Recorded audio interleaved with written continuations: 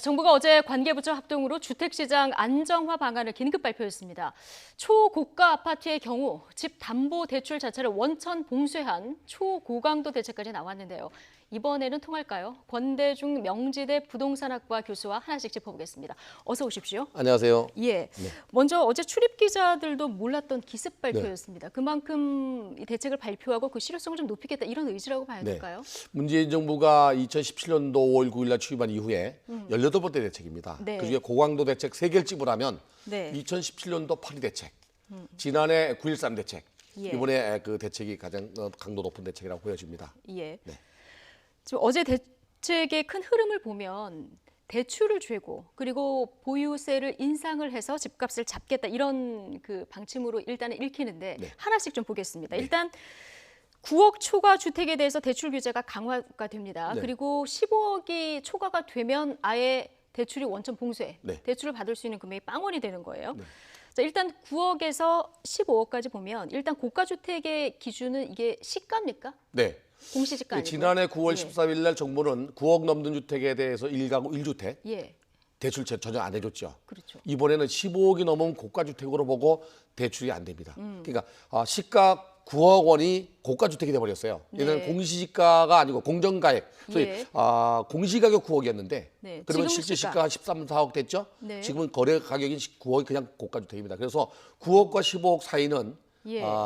LTV라고 담보 비율에 대한 대출 비율을 그러니까 40% 주택을 20%로. 담보로 돈을 빌릴 때 인정되는 내 자산 가치 비율. 네. 그러니까 뭐 예를 들면 1억짜리 주택을 가지고 대출을 받을 때 지금까지는 40%니까 4억을 받았죠? 아니, 네. 4천만 원 받았죠? 예. 이게 2천만 원 줄어듭니다. 9억에서 그런데 10억 이제 1억, 사이는 1억짜리 집은 규제가 실제로 안 되고 10억이라면 4억을 예. 받는 거죠. 그렇죠. 네. 예. 그럼 실례를 들어서 좀 저희 그래픽 준비한 걸 가지고 좀 볼까요? 네. 예. 만약에 시가 14억 원 주택을 내가 매입한다 이렇게 네. 했을 때 어떻게 달라지는 겁니까? 9억 원 이하는 40% 그냥 적용하고 있고요. 예. 9억에서 15억 사이는 20%로 줄어드는 겁니다. 그러니까 지금까지는 5억 6천만 원을 받을 수 있었는데 네.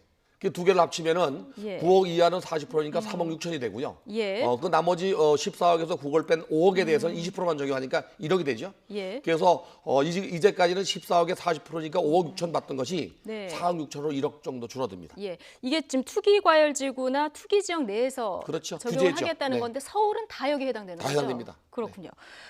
15억 초과되면은 아예 대출이 금지됩니다. 네. 그런데 15억이 넘는 집을 살 거면 아예 대출이 안 되는 겁니까? 아니면 15억 초과분에 대해서만 그런 겁니까? 15억 이상이니까 15억도 해당되죠. 15억 대출 전혀 예. 안 되는 겁니다. 대출이 전혀. 네, 무주택자든 뭐 1주택자든 전혀 안 되는 겁니다. 네. 그런데 그러면은 이제 빚을 내서는 네, 집을 못 비싼 사는 집을 거죠. 사지 말아라 네. 이런 얘기인데 이제 아이가 늘어나기도 하고요. 부모님하고 집을 뭐 합쳐야 되는 상황이 있을 수도 있고요. 직장이나 여러 가지 상황 때문에 내가 어느 지역으로 좀 앞으로 이사를 해야 되겠다 이렇게 계획하신 분들이 있을 거예요. 그런데 네. 서울 지역에 보면 지금 9억 넘는 집들 굉장히 많고요. 네. 그리고 15억 넘는 집들 굉장히 많거든요. 이렇게 되면은 현금을 가지고 있는 사람들만 접근이 가능한 거 아니냐 그렇죠. 이런 질문이 나오는 거죠. 서울시의 그 한국감정원이 발표한 자료를 보면은요, 중위권 가격이 11월 기준으로 8억 7,272만 원입니다. 네. 평균 9억 정도 되죠. 그렇죠.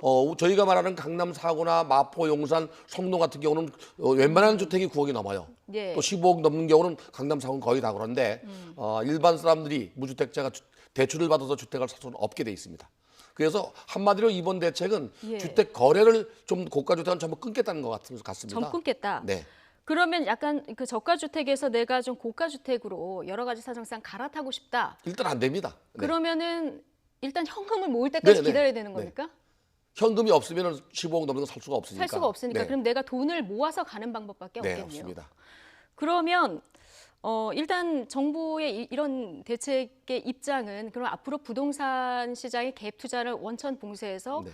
어떤 부동산을 매매하는 어떤 패러다임을 바꾸겠다 이런 그렇죠. 갭 건가요? 투자도 전세의 대출을 받아가지고 살던 사람이 9억 넘는 주택을 매입하게 되면 예. 전세금을 환수 조치합니다. 네. 9억 넘는 주택도 못 사는 예. 거죠. 그래서 갭 투자 자체도 이번에 그 방지하기 위해서 정부가 대책을 내놨고요. 네. 어떻게 보면은 대출을 옥죄면서 부동산 가격이 상승하는 걸 막겠다는 게 가장 큰데 네. 어떻게 보면은 양극화를 더 심화시킬 수도 있어요. 현금 있는 사람들만 살 수 있고 또 그 이하 사람들은 주택 구입이 어려워지는 상황이 돼버릴 수 있어요. 그렇군요. 예를 들면 지난해 9.13 대책 이후에 9억이 넘는 주택에 대해서 1가구 1주택은 대출을 금지시켰거든요. 네. 그리고 그 이하만 주택을 줬는데 무려 60.2%가 거래가 줄어들었습니다. 네. 근데 반면에 9억 넘는 주택에 대해서는 비율적으로 봤을 때 규제 전에 17.3% 정도 차지했는데요. 예. 규제하고 난 이후 1년 동안에 24.7%로 늘어났어요, 오히려.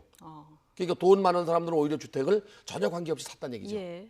근데 어쨌든 정부가 어제 던진 메시지는 빚을 내서는 앞으로 집을 사지 그렇죠. 말아라. 네. 이런 메시지가 되는 것 같습니다. 이게 이제 실제 시장에서 어떻게 반영될지 이건 좀 지켜봐야 되는 상황이고요. 대출 규제는 그러면 당장 오늘부터 시행이 되는 겁니까? 어제부터죠. 어제 발표했으니까. 어제 네. 발표했으니까. 네. 그러면 기존에 대출 신청한 사람까지는 인정되는 아닙니다. 거죠? 소급 적용은 안 합니다. 소급 적용은 안 하고 네. 그러면 이제 어제 발표된 시점 이후부터는 네. 대출이 이 새로운 기준에 의해서 적용이 받는 거.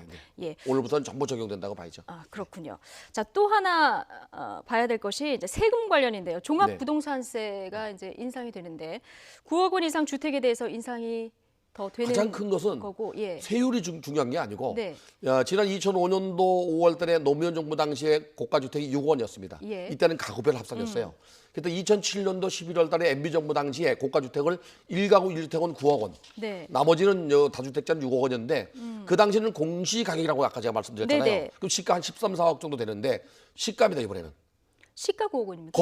거래 금액이니까 시가죠. 예. 시가 9억이면은 종합부동산세에 해당이 됩니다. 아, 그렇군요. 그러면서 그럼 서울에 뭐 굉장히 거의 많은 다 반 이상 주택들이 해당된다고 들어간다고. 봐야죠. 그렇군요. 그러면서 이제 최고 세율 한도도 200%에서 300%까지 늘려서 예. 적용할 수 있게 해놨어요. 그렇군요. 그 세부담 상한율을. 예. 그리고 정상적인 세율이 0.1에서 0.3% 정도 증가하는데 예. 다주택자는 더 늘어나죠. 이거를 0.3에서 0.8까지 늘리는 네. 굉장히 대폭 강화시키는 쪽으로 이번에 발표를 했습니다. 예. 근데 물론 이제 세금과 관련된 거는 세법을 고쳐야 되기 때문에 여야 합의가 있어야 됩니다. 예. 어떻게 통과될지 이제 지켜봐야 됩니다. 예.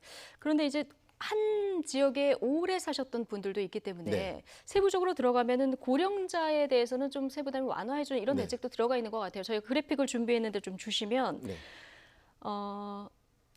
자, 서울 서초구에 아파트를 보유한 56세 그리고 비슷한 지역에 또 다른 같은 아파트를 보유하고 있는 62세 네. 세금이 다릅니다. 네, 다릅니다. 예. 종합부동산세를 만 60세에서 65세는 20%를 감해줍니다. 공제해주고, 그다음에 65세 넘어서 70세까지는 30%를 감해줍니다. 네. 그러면 그 이상 되면 이제 40%까지 감해주는데 그 이유가 아마도 퇴직자가 자기가 살던 집에서 세부담 때문에 그 이사 가거나 반발하는 걸 무마시키기 위해서 정부가 네. 내놓은 대책이 아닌가 예. 그런 생각이 듭니다. 예. 그리고 또 하나 저희가 시뮬레이션을 해본 게 조정 지역 내 2주택자의 세부담이 증가를 하는 이런 상황인데요. 네.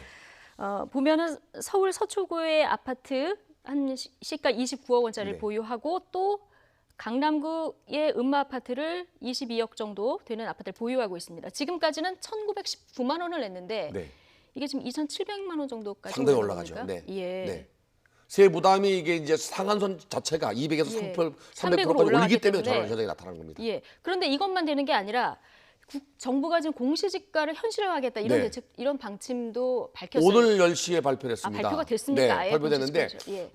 금액별로 차등화시킬 때 9억 원 이상 되는 걸 중심으로 누진 것을 하겠다고 발표했어요. 예. 다시 말하면 6억 원 이하는 좀 괜찮은데 6억 원이 넘는 경우, 9억 원이 넘는 경우는 누진 과세에서 세부 부담을 높이겠다는 겁니다. 네. 네, 그래서 70%, 75%, 80%까지 계속적으로 현실화시키면서 누진 과세 하겠다는 겁니다. 그렇군요. 그러면은 지금 보신 저 비율보다 네. 공시지가가 현실화된 보유세는 훨씬 더 많이 내야 되는 이런 많이 내죠. 세율도 올라가고 공시지가도 현실화되고 공정가액도 역시 마찬가지예요. 공시가격도 올라가고 네. 또 세부담 상한율도 150에서 200% 됐는데 200에 30%까지 올라가니까 300%까지 올라가니까 세 3배까지 올라갈 수 있어요. 그렇군요. 네. 정부가 정말 초고강도 정책을 내놨는데 다만 집을 팔아라. 네. 이 어떤 일정 기간까지는 팔 수 있는 길을 열어주겠다. 네. 자, 양도소득세 관련 대책도 있었습니다. 네.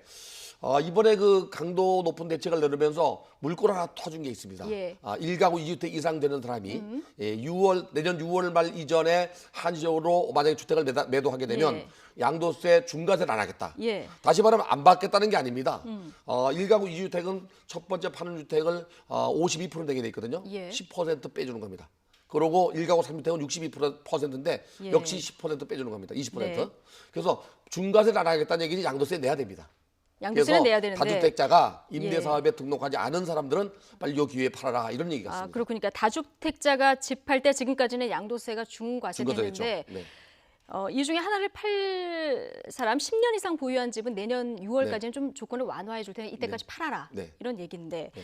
자, 그런데 여기서 또 하나 좀 짚어볼 것이 지금 집값의 상승 원인이 지금 강남발이다. 정부는 이렇게 보고 있는 거 아니겠습니까? 그런데 다주택자들이 집을 팔 때 네. 강남에 있는 집을 먼저 팔까? 뭐 이건 좀 물음표가 던져지는 부분인데요. 그렇다 보면은 또 이제 비강남권 지역이나 지방집을 먼저 팔게 되면 또 양극화가 되는 거 아니냐 이런 네. 지적도 있습니다. 어떻게 보십니까? 우선은 뭐 세부담을 견딜 수 있으면 아마 지방 걸 먼저 팔 예. 거고요. 세부담이 되면 강남 거 먼저 팔겠죠. 근데 대부분 사람들은 서울의 집값, 특히 강남의 집값이 상승하고 있기 때문에 수도권이나 지방 집을 먼저 팔 가능성이 높고요. 그래서 예. 1가구 1주택으로 만든 그래서 똘똘한 주택 한 채로 갈 확률이 더 점점 강해지고 있죠. 예. 네. 똘똘한 한 1주택으로 네, 갈 1주택으로. 가능성이 더 강해지는 거다. 네, 그렇죠. 예. 자, 그리고 어제 그 민간 택지 분양가 상한제 적용 지역도 확 늘렸습니다. 네. 지난번에 이 대책을 내놓을 때 일부 지역만 발표를 해서 27개 지역이었죠. 그렇죠. 그래서 이게 옆 지역에서 오르는 이 풍선 효과 나타나는 게 아니냐. 그런데 이게 좀 현실화된 측면이 있어요. 네. 예. 그래서 이번에 332곳이나 지정했습니다. 예. 동네별로. 뭐 거의 그러면서 대부분 지역인 거의 거죠? 다라고 생각해야 됩니다. 예.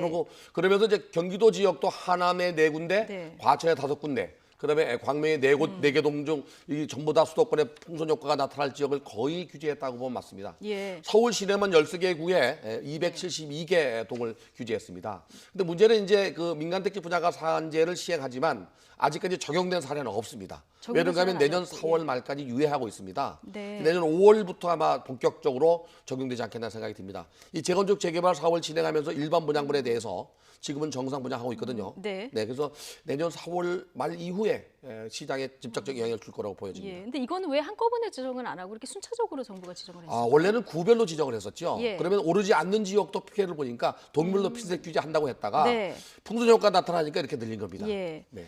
공급이 위축되지 않을까 이런 우려도 있습니다. 네. 정부가 이번에 발표하면서 서울시의 분양 물량이 금년도 4만 한 2천 가구 정도라고 얘기를 했습니다. 내년에 한 4만 1천 가구. 예. 부동산 114의 그 자료를 보면은요. 금년도 서울의 입주 물량이 4만 2,890 가구 정도 되고요. 예. 내년도 4만 1,500 가구 정도 됩니다. 문제는 2021년도 후년도입니다.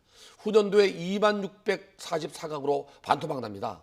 정부는 문제가 없다고 하는데 네. 부동산 1사 자료에서는 반토막 나거든요. 예. 이것은 입주 물량이 없으면 시장에 직접적 영향을 주는데 입주 물량은 적어도 3, 4년 전에 착공을 해서 분양해서 건물 짓던 것들이거든요. 예. 이게 2, 3년 후에 입주 물량이 만약 이렇게 반토막 나면 네. 정부의 규제 대책에 관계없이 선호하는 지역은 집값이 또다시 올라갈 가능성이 높습니다. 그렇군요. 공급 대책에 앞으로 정부 정책에 네. 좀 초점을 맞춰줘야 되겠다. 이런 문제는 생각- 이번에 발표하면서 3기 신도시나 다른 쪽을 발표했거든요. 네. 그래서 서울시가 서울 시내에 한 15,000가구 정도 네. 국토부가 공급하겠다고 발표했는데 아직 지역은 지정이 안 됐고요. 네. 단지 국공유지나 군부대 용지를 통해서 공급하겠다고 발표만 했습니다. 네.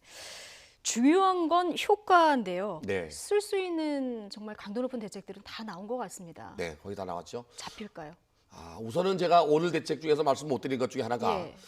지난해 그 정부가 11월 4일 날 대책을 발표하면서 서울 주요 지역의 8월달, 9월달에 거래된 1,536건에 대해서 정밀 조사했죠. 네. 그래서 532건을 국세청에 통보했습니다.